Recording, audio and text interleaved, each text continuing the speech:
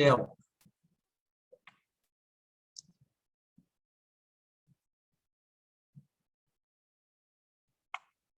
Progressive tool में जो first step था उसमें क्या था? फर्स्ट स्टेप क्या था जी? Determination of the force. Force determination था ना, determination of the force required for the operation, required for the, this was the first stage of the design, है ना? तो मैंने आपको कंपोनेंट भी दिया था आपको, everyone get the component, ये कंपोनेंट मैंने दिया था। कंपोनेंट आपके सभी के पास कंपोनेंट है, सभी के पास ऐसा करके ड्रॉ करने बोला था। You at least you draw the component and then you make, first you draw the component and then you make the layout for this particular component, ठीक है? in a progressive tool तो क्या है कि this can make also in the of the compound as well as the progressive।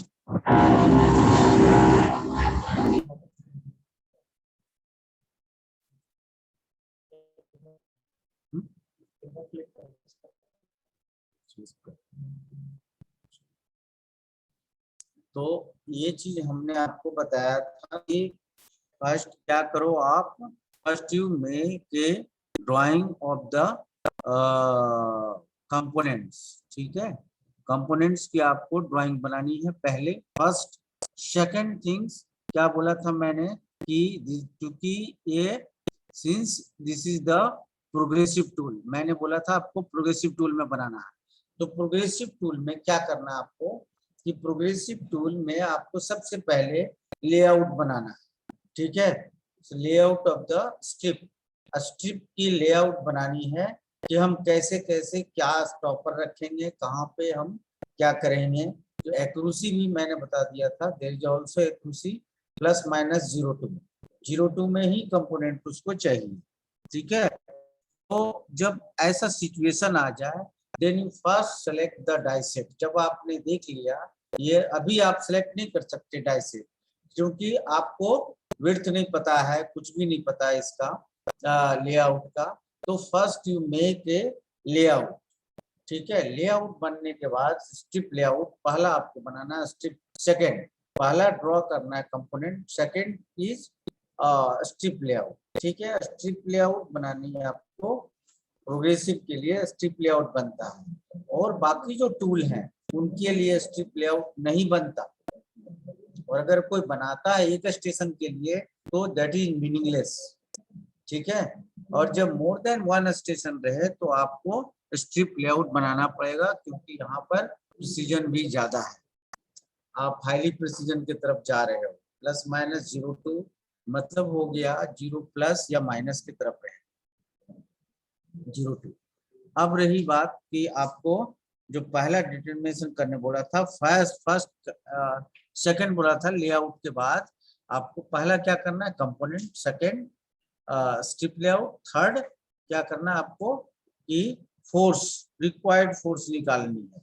तो force निकालने के लिए हमने already we have given the formula for the force, force के लिए बताया था। और किसी ने बोला था कि डाटा सर डाटा था आपको, तो डाटा में क्या प्रॉब्लम है? डाटा तो 400 आपको जो बताया था 400 530 ये सब बताया था मैं आपको, जो भी बताया था डाटा, वो डाटा किसका है?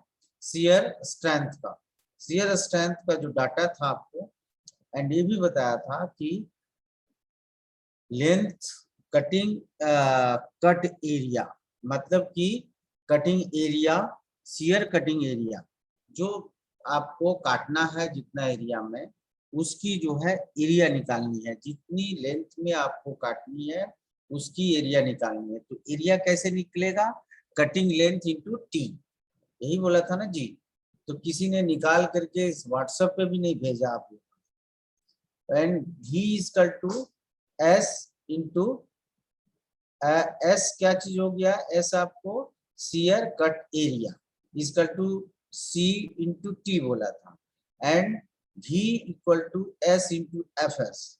FS क्या हुआ? shear strength, एंड S हो गया आपको कट एरिया। ठीक है, तो ये आपको मैंने बताया था फार्मूला। तो फार्मूला को जस्ट पुट करना, आपको जो डाटा दिया उससे पुट कर दीजिए shear strength का, और आपको फाइंड आउट हो जाएगा कि कितना न्यूटन आएगा।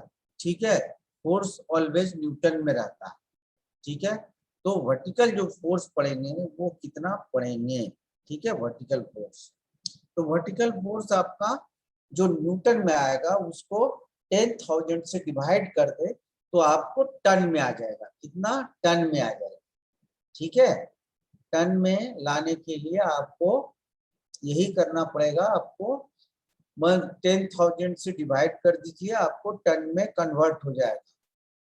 ठीक है, जब टन में कन्वर्ट हो गया तो आपको ये आपका प्रेस कैपेसिटी आपकी निकल गई। जो प्रेस कैपेसिटी है वो इतनी रहनी चाहिए। ठीक है, नहीं, अब आता है प्रेस कैपेसिटी कितनी होनी चाहिए। अब जो सिचुएशन है, ये तो वर्टिकल फोर्स हुआ कटिंग के लिए।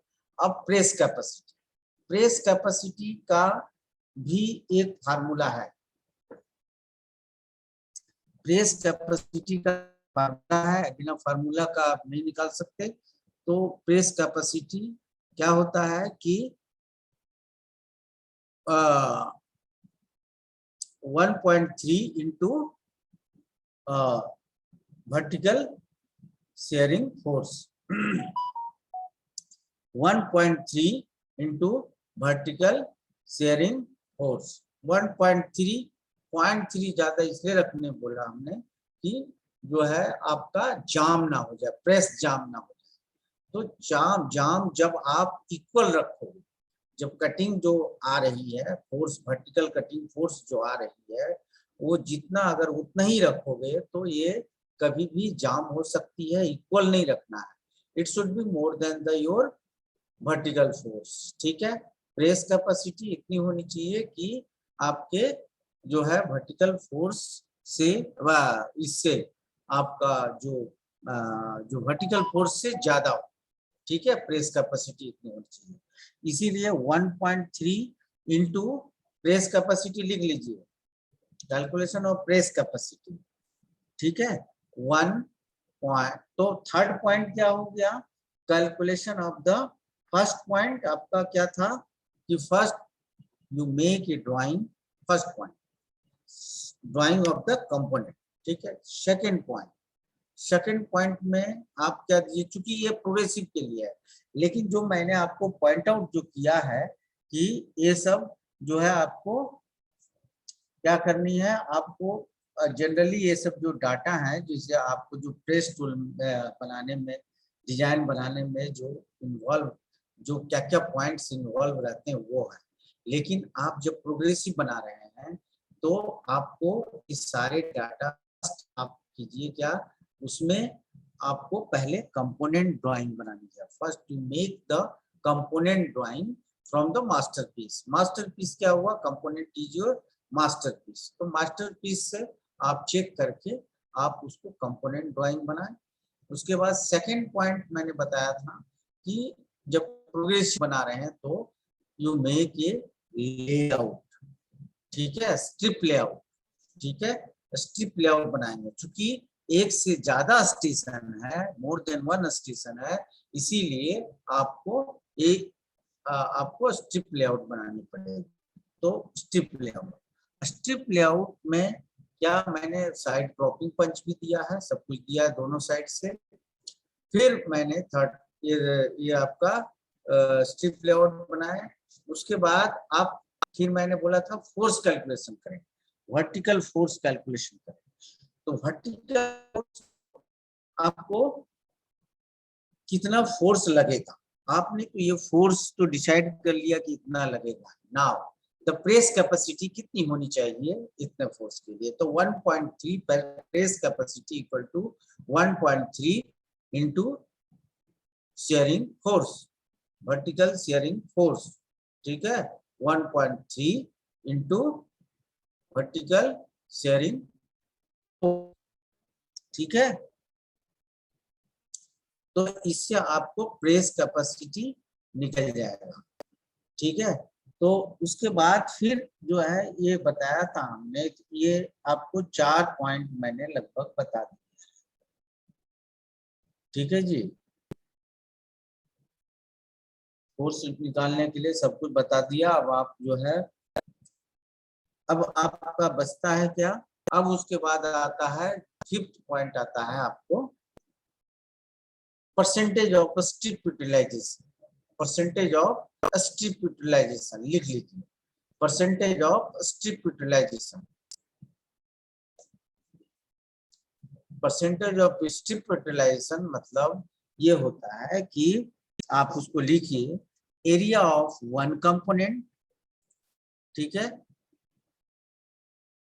Divided by area of stock use for one component.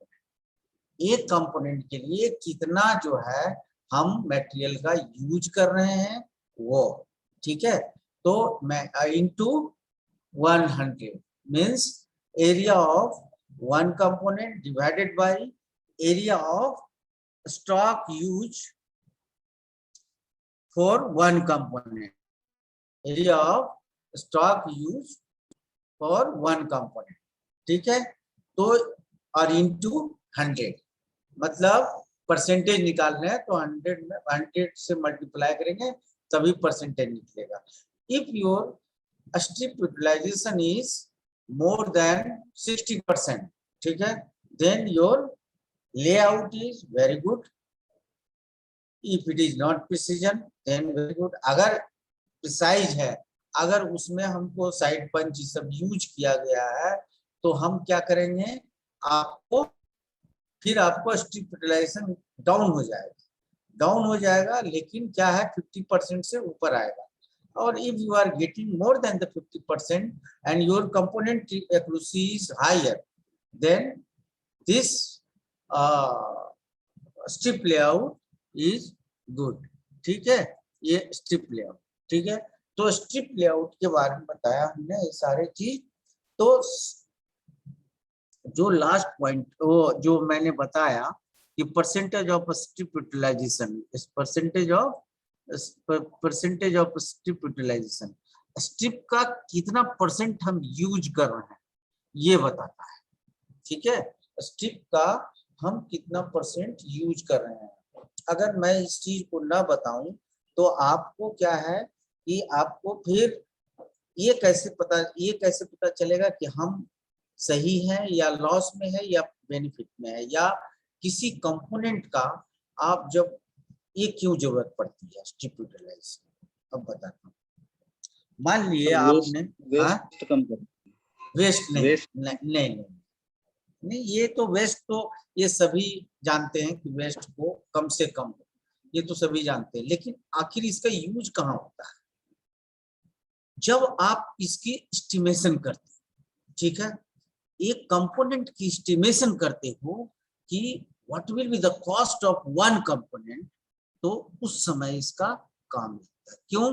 क्योंकि मान लिया हमने एक स्ट्रिप मंगा लिया 7 feet length and 4 feet width का मैंने एक स्ट्रिप मंगा लिया, उसमें मैंने जो है सो स्ट्रिप को काट दी डिफरेंट पीस पे जो साइज मांगता है, ठीक है।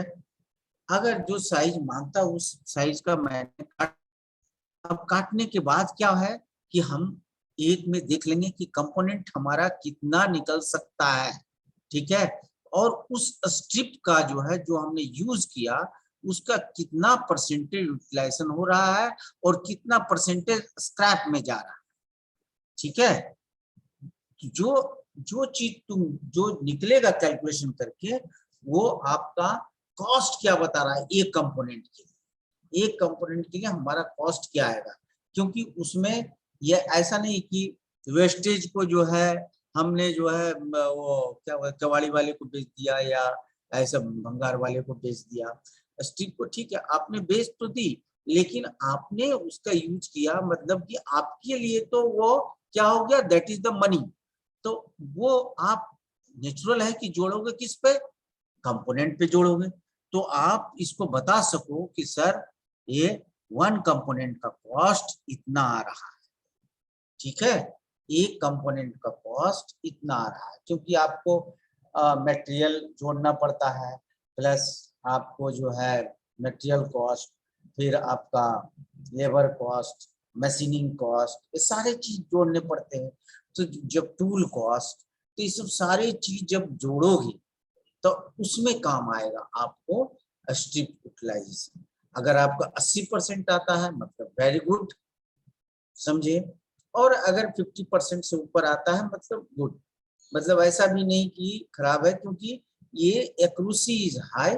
तो एक्यूरेसी हाई रहने के कारण जो आपकी स्ट्रिप यूटिलाइजेशन है वो डाउन हो जाएगी, ठीक है, स्ट्रिप यूटिलाइजेशन कम हो जाएगी। तो इसीलिए हम तो पहले तो है क्या मांगता है, कम। ये जो कस्टमर का डिमांड रहता है, देखिए पहला डिमांड रहता है कि हमारा component, each and every component should be under 0.2, ठीक है, 0.02, ये पहला डिमांड करता है कंपोनेंट, ठीक है। तो उसके डिमांड की तरफ जाने के लिए हमें उसके कॉस्ट को कहाँ बढ़ता है कॉस्ट, ये देखिए, ठीक है। और टूल कॉस्ट भी उसके अनुसार से बढ़ जाएगा, क्योंकि ये क्या दे रहे हैं हम लोग, क्रॉपिंग पंच दोनों साइड हम लोग पिच पंच दे रहे हैं। तो नेचुरल है कि टूल का भी कॉस्ट बढ़ेगा। जैसे 5 लाख टूल के लिए, हाँ 5 लाख कंपोनेंट के लिए हमने टूल बनाया, उसका कॉस्ट हमें आ गया 1 लाख, ठीक है। 1 लाख को हम जो है सो 1 लाख तो हमारा कॉस्ट आ गया सिर्फ किसका, तो टूल का। तो एक कंपोनेंट के लिए कितना जो है सो कॉस्ट बैठेगा, एक कंपोनेंट के लिए टूल कॉस्ट, क्योंकि लाइफ ही है 5 लाख का, लाइफ जो है 5 लाख तक ही निकाल सकते हैं इस प्रेस टूल में। तो एक कंपोनेंट के लिए कितना, तो वो भी आप जोड़ेंगे उसमें, ठीक है, कॉस्ट, ये कंपोनेंट कॉस्ट में। तो आप उसको ताकि बता सकें कि ये हो गया मशीनिंग कॉस्ट, ये टूल कॉस्ट, ये आपका लेबर कॉस्ट, ये, ठीक है। तो ये सारे चीज आपको ऐड करने में आपको बेनिफिशियल होगा, ठीक है, ठीक है जी। तो कैलकुलेट द प्रेस कैपेसिटी,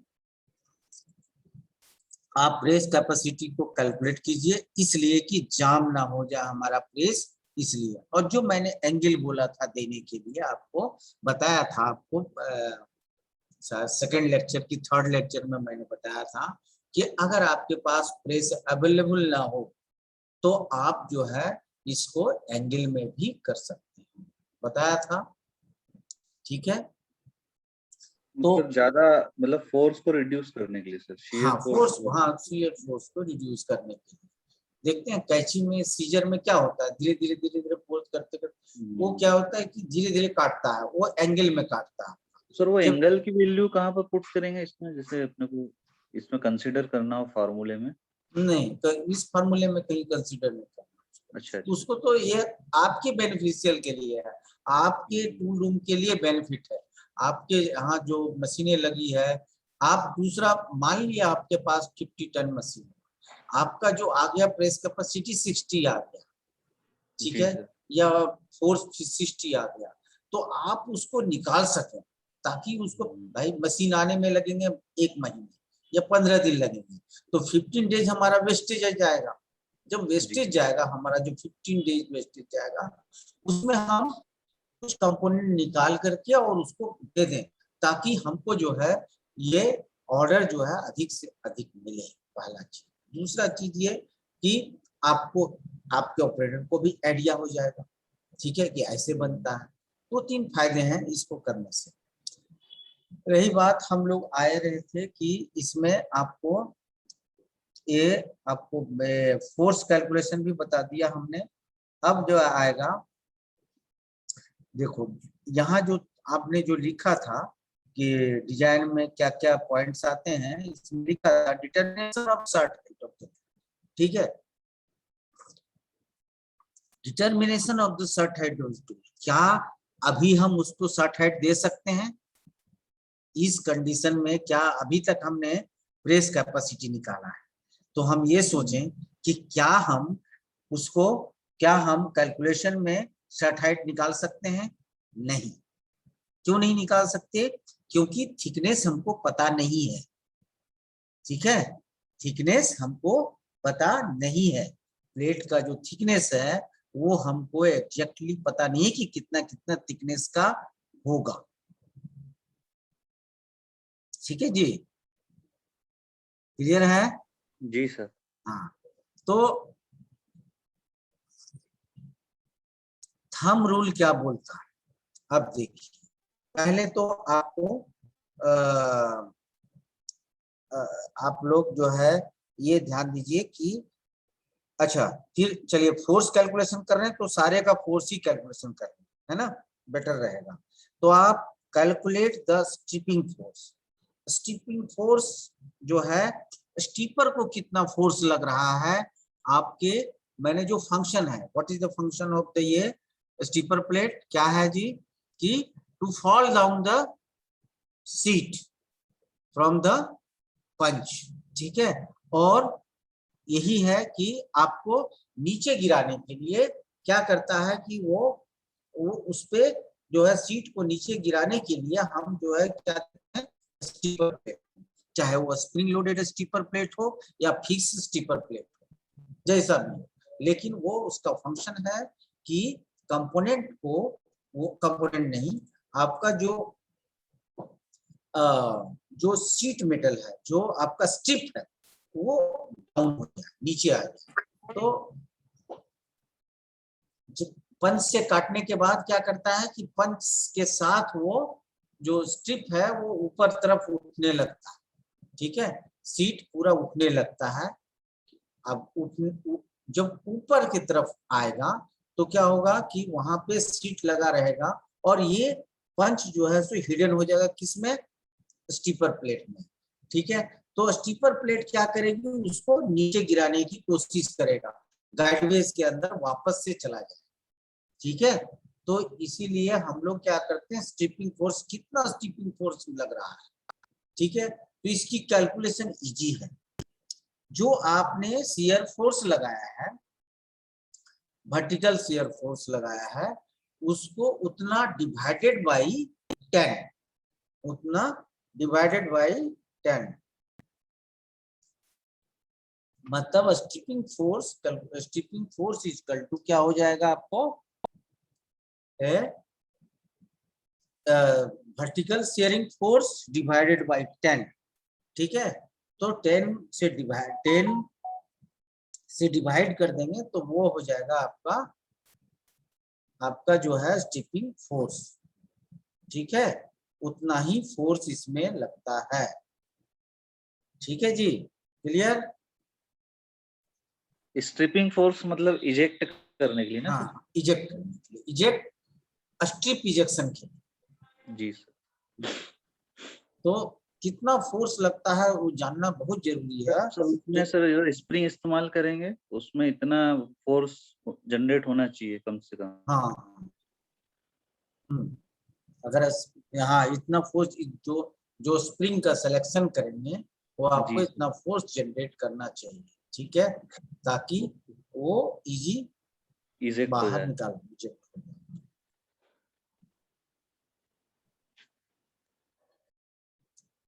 आपका ये जो कैलकुलेशन बता रहा हूँ ये आपको, आप लिखते जाओ, नहीं तो आपको तो मैं ये पीडीएफ दे रहा हूँ, ऐसा नहीं कि पीडीएफ तैयार है, समझे? सर वो मैं कैलकुलेट कर नहीं पाया, बट मैंने लिख रहा हूँ सब आप जो बता रहे हो। हाँ, लिख रहे हो ना बस, लेकिन कैलकुलेट कर लेना आप लोग। हाँ सर, उस समय नहीं मिल पाया सर। वो तो आपकी रेफरेंस के लिए हमने बोला है, बाकी क्या है, हमें क्या, हम तो पढ़ा के चले गए। नहीं सर, वो एक बार करके देखेंगे तो ही आएगा सर। अच्छा, उसके बाद जो है आपको शेयरिंग फोर्स निकल गया, calculation of calculate the stripping force निकल गया, सब आपके निकल गए। ये कटिंग लेंथ भी निकल गया, कितना टोटल कटिंग लेंथ है सब आ गया आपको। पिच जो है component length plus bridge, component length plus bridge, which is equal to component length plus bridge.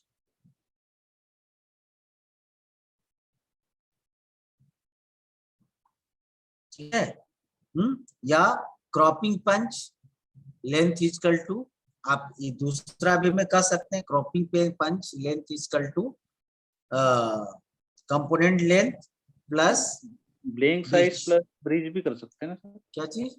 Blank size plus bridge. हाँ, ब्लैंक साइज भी कर सकते हैं, लेकिन क्या है, कंपोनेंट साइज बोलेंगे तो आपका पूरा कंपोनेंट आ गया, समझे।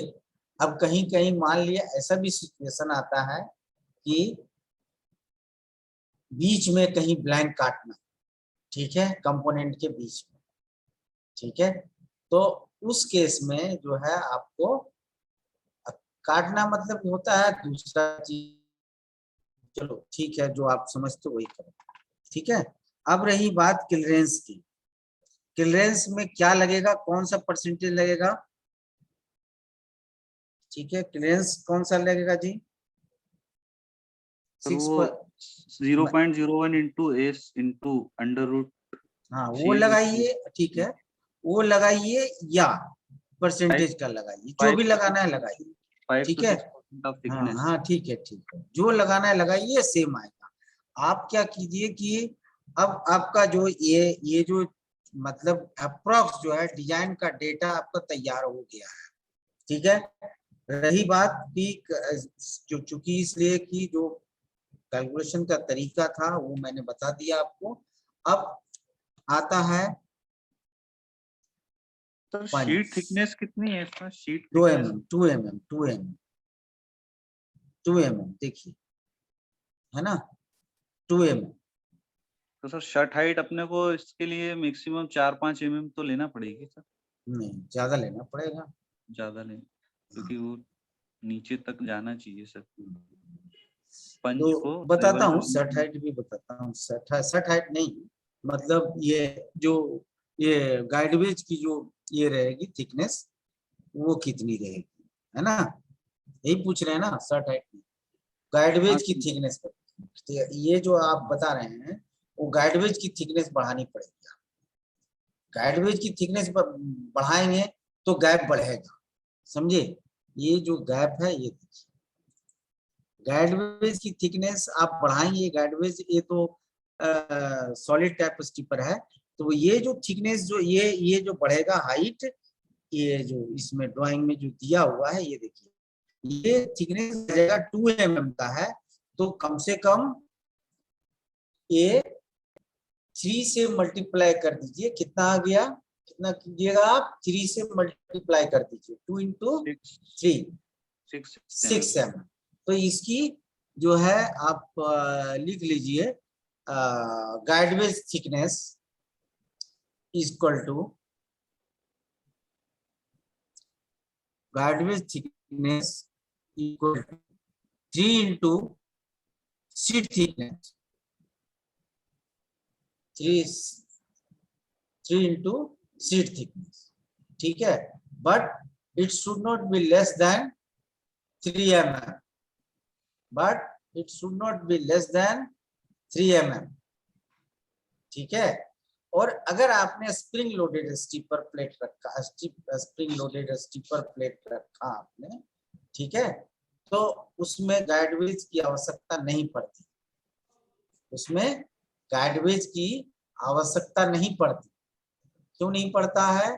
क्योंकि हम लोग क्या करते हैं, उसको लॉकेट स्प्रिंग लोडेड पिन से कर देते हैं, स्प्रिंग लोडेड पिन से कर देते हैं, वहां गाइडवेज की आवश्यकता नहीं पड़ती।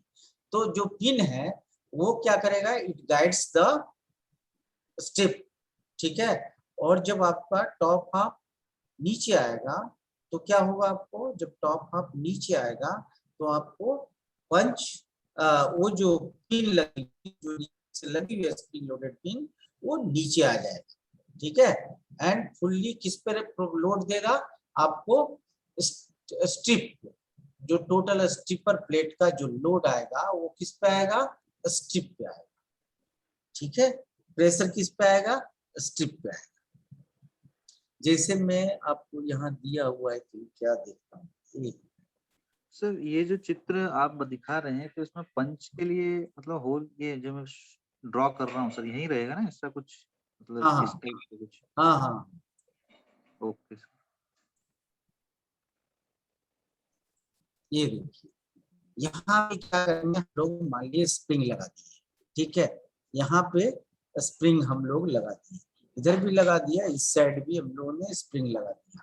तो ये क्या करेगा, ये जो स्टिपर प्लेट है, स्टिपर प्लेट डायरेक्ट जो है सीट को प्रेशर डालेगा, सीट पे उसको प्रेशर डालेगा डायरेक्ट, ठीक है, डायरेक्ट डालेगा इन द सेंस कि आपको सीट पर जब प्रेशर डालेगा तो सीट पर अगर प्रेशर डाला तो क्या हो, क्वेश्चन तो ये उठता है कि अगर सीट पर प्रेशर डाला तो इसके स्ट्रेसेस, जो सीट के जो स्ट्रेस हैं, जो अंदर जो मटेरियल के अंदर, सीट मेटल के अंदर, वो कुछ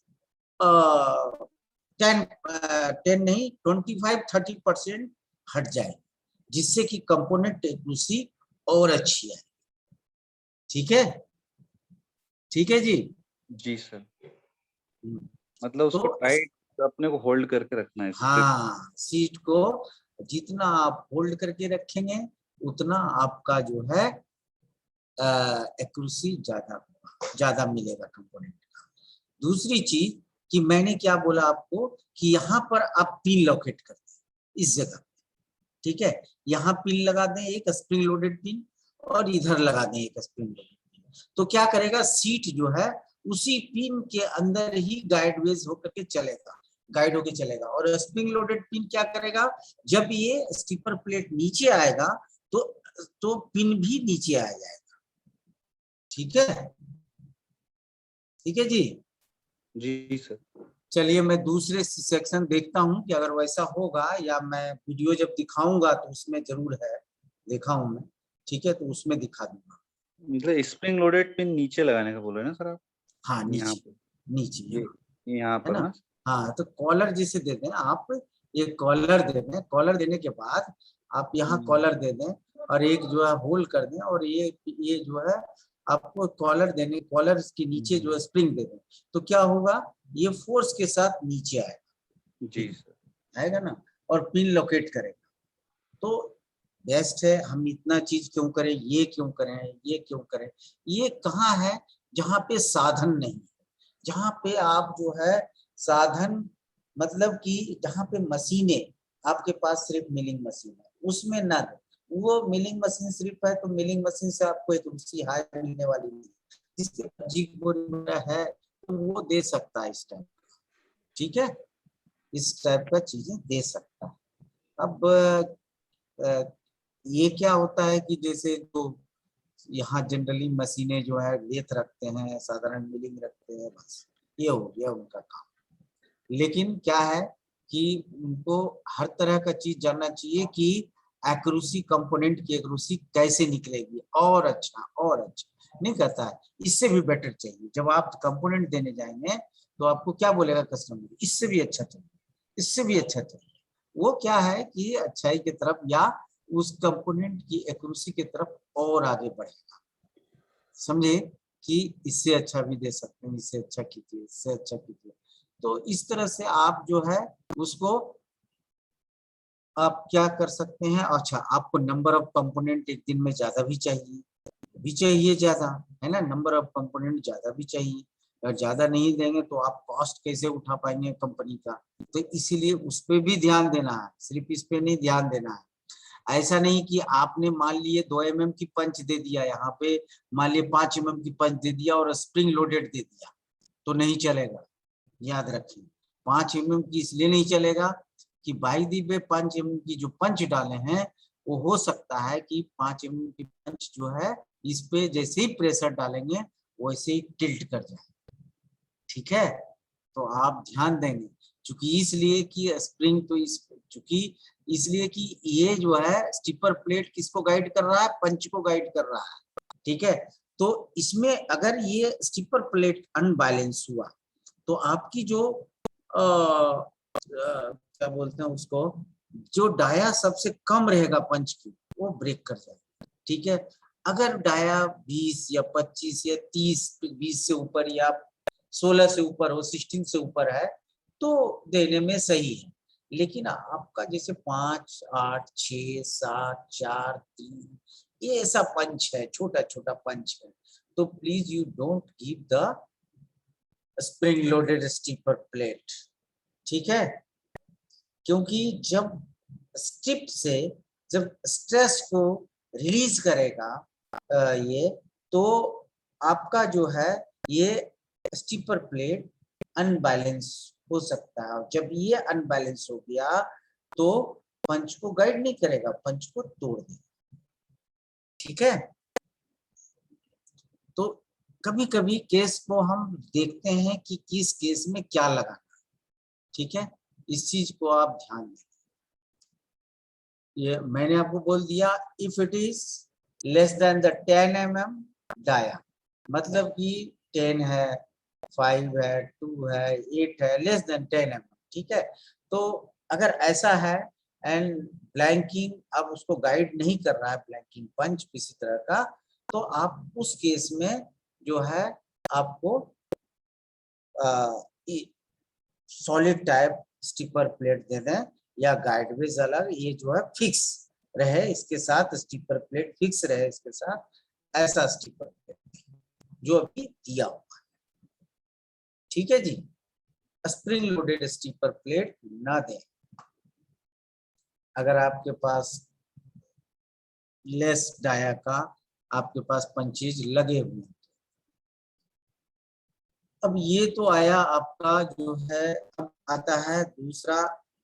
अब हम इसका जो पहला चीज जब हम इसमें तो बताया है भाई कि आपको क्या करना है कि स्टॉक यूटिलाइजेशन तो आपने जो है ये कर लिया, लेकिन अब पंच की जो साइज है उसको भी निकालेंगे आप। पंच साइज क्या होगा, डाई साइज क्या होगा, ठीक है, ये आप निकाल लेंगे अच्छी तरह से, क्योंकि आपको क्लियरेंस बता दिया गया है किसमें क्लियरेंस रखना है, किसमें आपको क्लियरेंस देना है। या आप जो है अच्छी तरह से पंच का साइज, डाई की साइज आप निकाल लेंगे, दोनों के केस में, पियर्सिंग के केस में एज वेल एज ब्लैंकिंग के केस में। ना अब आता है कि हमारा जो है डाई का सिलेक्शन हम कैसे करते हैं। पहले डाई का थिकनेस, ठीक है, डाई का थिकनेस के लिए क्या फार्मूला है। ठीक है, तो डाई के थिकनेस के लिए आपको फार्मूला लगेगा, लेकिन फार्मूला दो तरह का मेरे पास है, हम दोनों तरह का आपको प्रोवाइड करवा देंगे। लेकिन पहला जो है आप लिख लीजिए अपने कॉपी में, if the cutting length is less than 75, if the cutting length is less than 75, ठीक है, टोटल कटिंग लेंथ की बात कर रहा हूं, जितना कटिंग लेंथ एक बार में, मतलब कि एक मशीन के एक स्टॉक में जितना कटिंग होगा उस लोड की बात कर रहा हूं मैं, कि जो कटिंग लेंथ जो यूज करोगे उसके लिए आपको एक कंपोनेंट के लिए कितना जो है आपको कटिंग लेंथ लगेगा। तो कटिंग लेंथ पर डिपेंड करता है ये चीज। If it is less then 75 mm तो यू कीप 20 mm थिकनेस। ठीक है, आपको 20 mm थिकनेस रखना है डाई की कितनी थिकनेस रखनी है, 20 mm। This is the thumb rule, ये क्या है, थंब रूल है। ठीक है जी, निकाल लोगे इफ 20 to 20 75 mm का स्ट्रोक है और 20 mm स्टॉक नहीं, cutting length. If it is अच्छा, कटिंग लेंथ मतलब जैसे वॉशर की बात करें तो हाँ, मतलब वाशर की बात करें तो कटिंग लेंथ कितना होगा आप कैलकुलेट किए हैं, तो छोटे वाले का अगर पियर्सिंग कर रहे हैं तो 62 mm समथिंग कुछ आएगा। एक मिनट। 2 पाई आर से अगर अपन करेंगे तो छोटे वाले एक का डायमीटर है 20, हाँ, तो तो इसका 20 इसका से कितना है 2 पाई आर से कितना आया? 2 इंटू पाई इंटू आर हो जाएगा उसका 10, हाँ, 62.83 mm। ये तो 62 ही हो गया, ठीक है, ये हाँ 62 62। हो गया, ठीक है। अब इसकी कटिंग लेंथ, जो ये मतलब ब्लैंक की इसमें साइड की 20 कटिंग mm ही लेंथ रखेंगे सर। है। ब्लैंक की रखेंगे तो आ जाएगी सर ये 2 इंटू पाई, कहाँ गया पाई इंटू आर, इसका कितना है सर 25 है ना सर, 25। नहीं नहीं, ये आ अभी जाएगा जो सर 150। अभी जो मैं आपको कंपोनेंट दिया वो अलग है, ठीक है, अभी जो वो अलग कंपोनेंट है दिया क्या सर? वो अलग है। हाँ वो अलग है, वो ये ये कंपोनेंट, जो बता रहे हैं ये वो ये तो मैं सिर्फ ये कंपोनेंट तो आपको दिया हूँ, अच्छा कंपोनेंट अच्छा। जो है मैं यही दिया हूँ, ठीक है, ये तो मैं आपको समझाने के लिए दिया था, ये जो तो है 21 आपको सिर्फ 21। समझने के लिए दिया। तो सेम चीज है, जैसे इसका पियर्सिंग का कटिंग लेंथ ले लीजिए, ठीक है, उसके बाद ब्लैंकिंग का कटिंग लेंथ ले लीजिए, ठीक है, एक स्टॉक में तो यही कटेगा ना, मतलब एक उसकी कटिंग जो ले। परिधि है सर उसके विषय में बात कर रहे हैं ना सर, हाँ हाँ परिधि हाँ जो हाँ हाँ हाँ, सरकमफ्रेंस ऑफ द सर्कल, ठीक है, सरकमफ्रेंस ऑफ द ब्लैंक, ठीक है, है। सरकमफ्रेंस जो है कितना आ रहा है, इसकी सरकमफ्रेंस कितनी आ रही है पियर्सिंग की, और इसका प्लस, तो सर उतना ही आएगा, 20 है तो 62 ही आएगा सर इसका। अच्छा हाँ हाँ, ये ठीक, तो पुराना वाला है।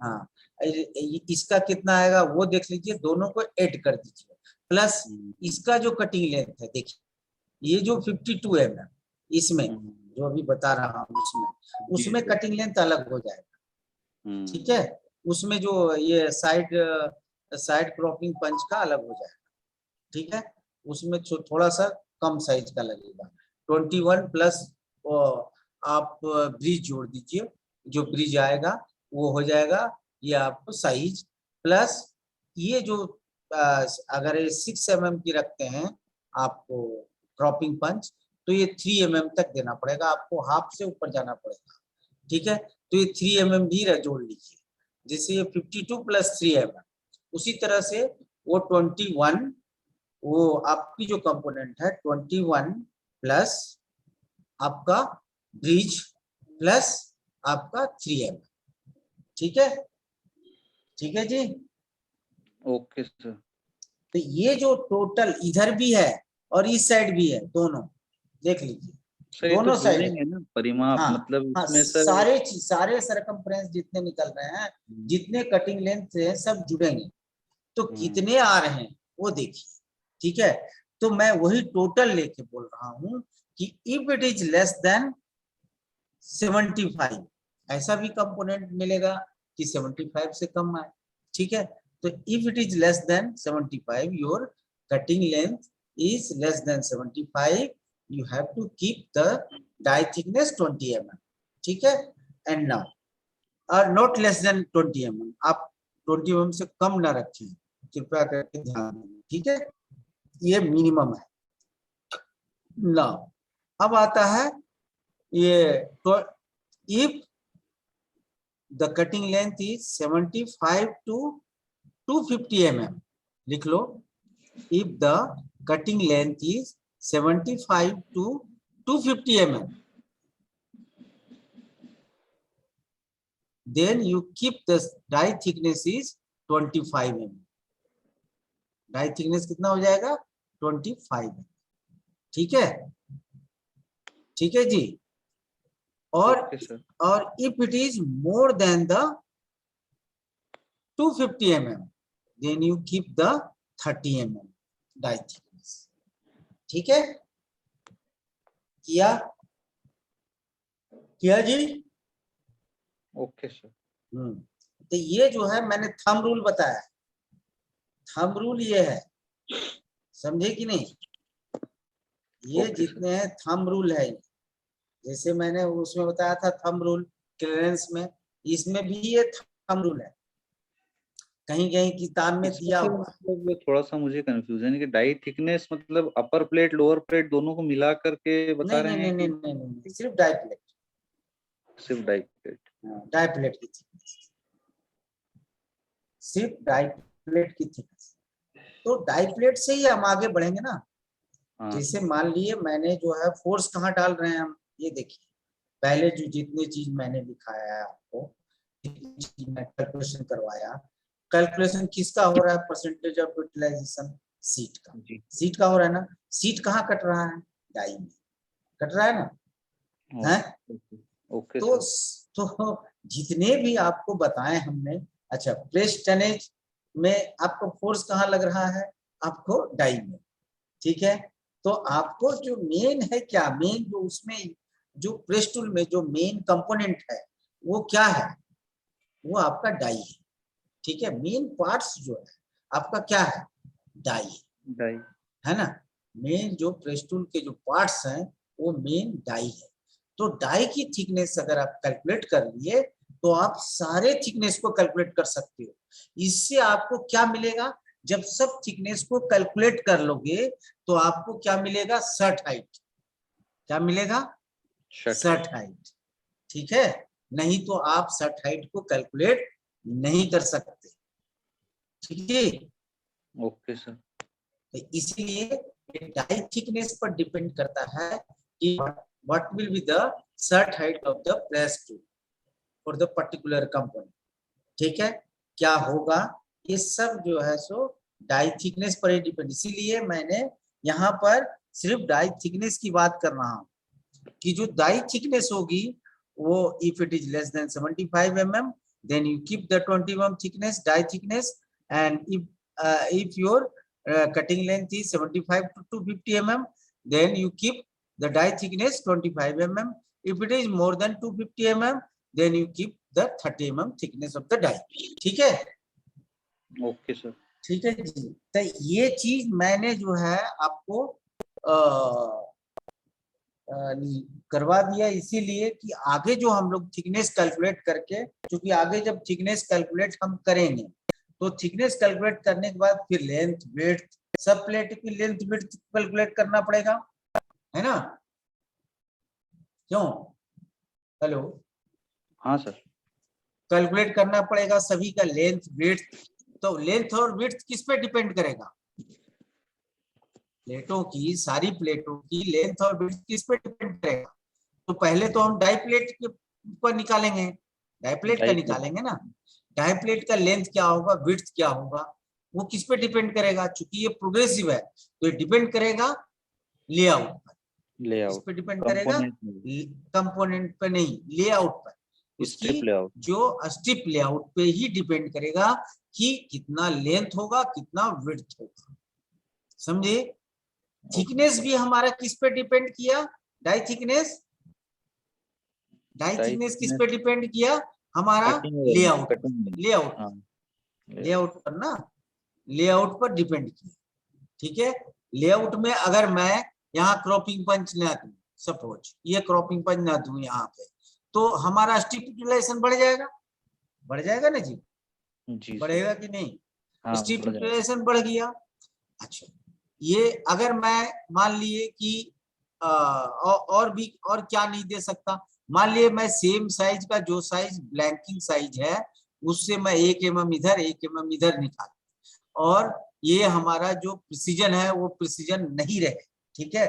जो प्रिसीजन लिखा गया ±02, जो हमने टॉलरेंस दी है ±02 दिया है, तो 02 अगर नहीं रहे कि 0.1 में निकाल सकते हो, तो हम क्या करेंगे, क्यों निकालेंगे हम साइड क्रॉपिंग पंच देंगे ही नहीं, सीधा सीधा, ठीक है।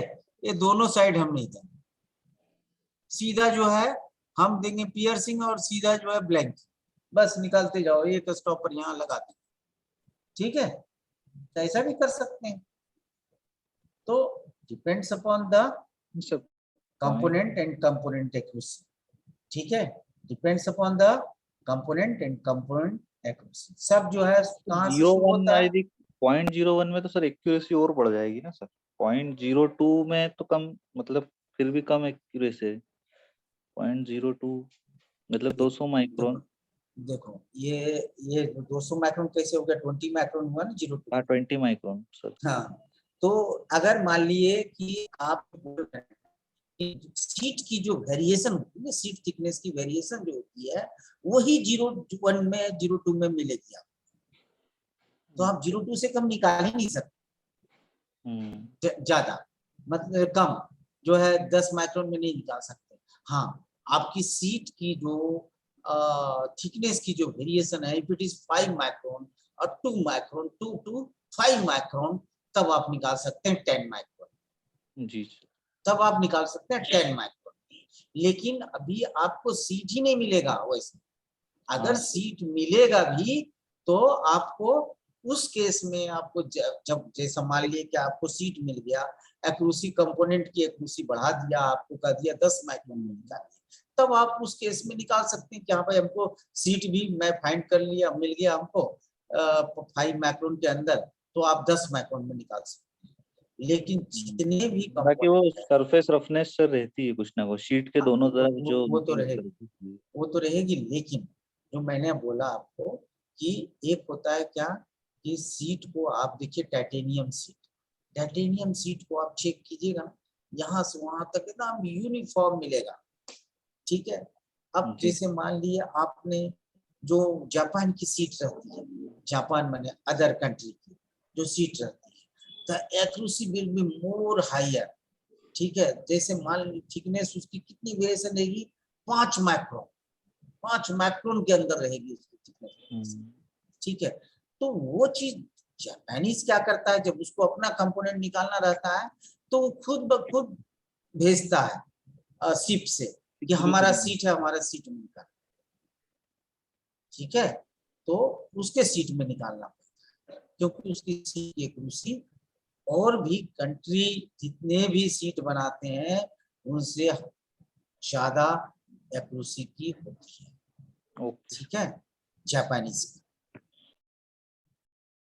ठीक है। इसे टेक्निकल में सबसे ऊपर जापान है, नॉट चाइना, ठीक है। चाइना से ऊपर जापान है, चाइना को टेक्नोलॉजी पे काम करता है सर वो। हाँ, और सबसे पहला प्रेस मशीन का जो प्रेस टूल बनाते हो ना आप, इसकी तोड़ किसने निकाली सबसे पहले, इसकी तोड़ किसने निकाली सबसे पहले जापान ने निकाला। सर एक पावर टूल की कंपनी भी है मकीटा, वो सबसे अच्छे पावर टूल बनाती है, प्रेस, डाई प्रेस, ये सब चीजें। नहीं, आज के डेट में जो है ना, ये क्या हो गया, प्रेस टूल किसके लिए है जानते हो, छोटी मोटी कंपनी जो आपको जो छोटी छोटी जो कंपोनेंट निकलते हैं या बड़ी कंपोनेंट निकलते हैं, ये सब छोटी छोटी कंपनियों के लिए है, जी समझे कि नहीं।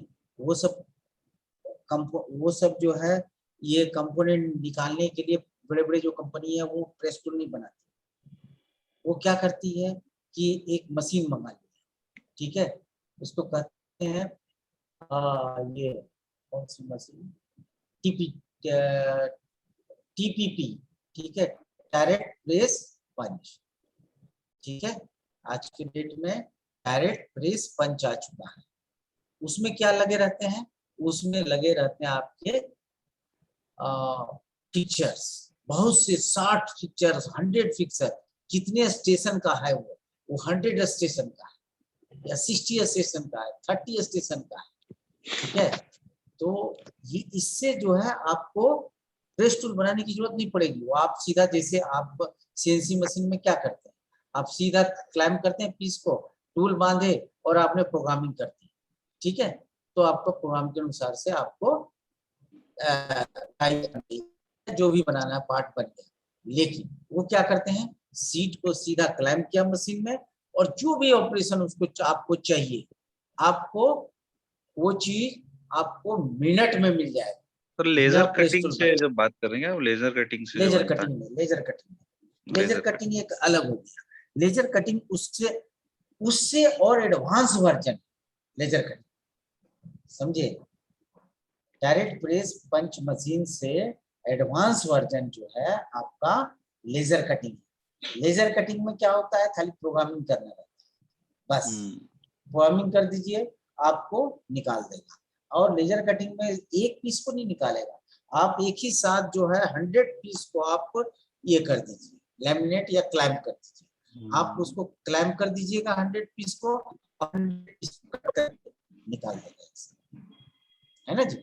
लेजर कटिंग ये होता है लेजर कटिंग। लेकिन उसमें क्या है कि कंपोनेंट निकलेगा, तो मैं समझता हूं कि इस टाइप का अगर ये जो मैंने दिया है कंपोनेंट, इस टाइप के कंपोनेंट को निकालने में उसको सिर्फ और सिर्फ 10 सेकंड लगे, 10 बस सेकंड 10 सेकंड काफी, ठीक है। मतलब वो 1 सेकंड में 8 पंचिंग करता है। आप सोच सकते हैं कि सेकंड, नैनो सेकंड में निकालता है, ठीक है। तो ऐसी मशीन हमारे पास इस इंडिया में है, ऐसा नहीं कि नहीं है, वो भी जापान से मंगाए हुए हैं, अब तो चाइना भी बनाने लगा, तो कोई दिक्कत नहीं है, ठीक है। हाँ, जी वीडियो भी देखोगे? नहीं सर, देख लेंगे उसका वीडियो। ठीक है, वो तो आप लोग खुद यूट्यूब पे देख लो, है ना। हाँ, अगर जी कहीं डाउट आता है ना, आपको डाउट आता है तो इस पे वीडियो भेज देना, ठीक है। इसको जरा अच्छा से समझाइए सर, ये जो भी आपको जहाँ प्रेस टूल में परेशानी लगती है कि समझ में नहीं आ रहा है, तो आप उस वीडियो को जो दिया हुआ व्हाट्सएप, ठीक है, आप उस व्हाट्सएप पे वीडियो को भेज दीजिए, मैं वीडियो को यहाँ लगाऊंगा और आपको जो है दिखाऊंगा कि आपको परेशानी कहाँ कहाँ।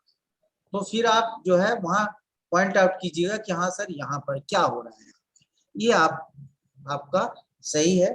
मैं कितना यूट्यूब से निकाल करके आपको टाइम खाली पास करना और कुछ नहीं, जी ठीक है। वो टाइम पास करने के बराबर है, इसीलिए मैं यूट्यूब नहीं लगता, अब मैं यहाँ लगाया था इसीलिए कि कुछ बच्चे लोग समझ लें कि प्रेस मशीन कैसा होता है, समझे। Okay sir. ठीक है, ओके। और आप लोग 9:30 बजे कोई नहीं आता है जी, क्यों? हमने 10:30 में आपका ये कर दिया था। सर अभी तो अटेंड करा था मैंने। अभी तो अटेंड किया, लेकिन 10:30 में कोई नहीं आता है, सिर्फ एक पहले झा आया था फर्स्ट।